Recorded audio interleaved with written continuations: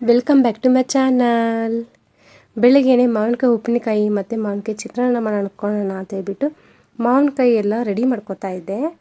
ಮಾವಿನಕಾಯಿಗೆ ಉಪ್ಪು ಖಾರ ಹಾಕ್ಬಿಟ್ಟು ಕಲಸಿ ಸಪ್ರೇಟಾಗಿ ಇಟ್ಕೊಂಡಿದ್ದೀನಿ. ಇದು ಮೆಂತ್ಯ ಮತ್ತು ಸಾಸಿವೆನ ಹುರ್ಕೋತಾ ಇದ್ದೀನಿ.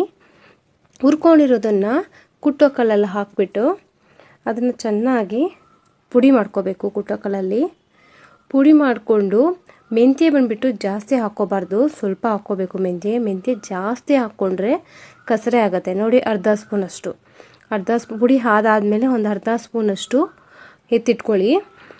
ಈ ಕಡೆ ಉಪ್ಪು ಖಾರ ಹಾಕಿ ನಾನು ಮಾವಿನಕಾಯಿನ ಕಲಸಿ ಇಟ್ಕೊಂಡಿದ್ದೀನಲ್ವಾ, ಅದಕ್ಕೆ ಫಸ್ಟು ಒಗ್ಗರಣೆ ಹಾಕ್ಕೋಬೇಕು. ಒಗ್ಗರಣೆಗೆ ಎಣ್ಣೆ, ಸಾಸಿವೆ, ಕರ್ಬೇವಿನ ಸೊಪ್ಪು 3 ಒಗ್ಗರಣೆಗೆ ಹಾಕ್ಕೊಂಡ್ಬಿಟ್ಟು ಒಗ್ಗರಣೆ ತೆಗೆದು ಇದರೊಳಗಡೆ ಹಾಕ್ಕೋಬೇಕು. ಮಾವಿನಕಾಯಿ ಇದರಲ್ಲಿ ಹಾಕ್ಕೊಂಡು ಅರ್ಧ ಸ್ಪೂನಷ್ಟು ಮೆಂತ್ಯ ಮತ್ತು ಸಾಸಿವೆ ಇದೆಯಲ್ಲ, ಅದು ಅರ್ಧ ಸ್ಪೂನಷ್ಟು ಹಾಕಿ ಕಲಿಸ್ಕೋಬೇಕು. ನೋಡಿ, ಇಷ್ಟೇ ಮಾವಿನಕಾಯಿ ಉಪ್ಪಿನಕಾಯಿ ರೆಡಿ.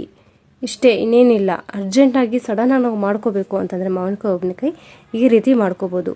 ನೋಡಿ, ನೀವು ಒಂದ್ಸತಿ ಟೇಸ್ಟ್ ಮಾಡಿ ಮಾಡಿಕೊಂಡು ಹೇಗಿದೆ ಅಂತ ಹೇಳ್ಬಿಟ್ಟು ಕಮೆಂಟ್ ಮಾಡಿ. ಚೆನ್ನಾಗಿರುತ್ತೆ ತಿನ್ನೋದಕ್ಕೆ, ಬೇಳೆ ಸಾರು ಈ ಥರದಕ್ಕೆಲ್ಲ ಚೆನ್ನಾಗಿರುತ್ತೆ. ಒಂದ್ಸತಿ ಟ್ರೈ ಮಾಡಿ. ಇಷ್ಟ ಆಗಿದೆ ಲೈಕ್ ಮಾಡಿ, ಕಮೆಂಟ್ ಮಾಡಿ, ಶೇರ್ ಮಾಡಿ, ಫಾಲೋ ಮಾಡಿ. Thank you.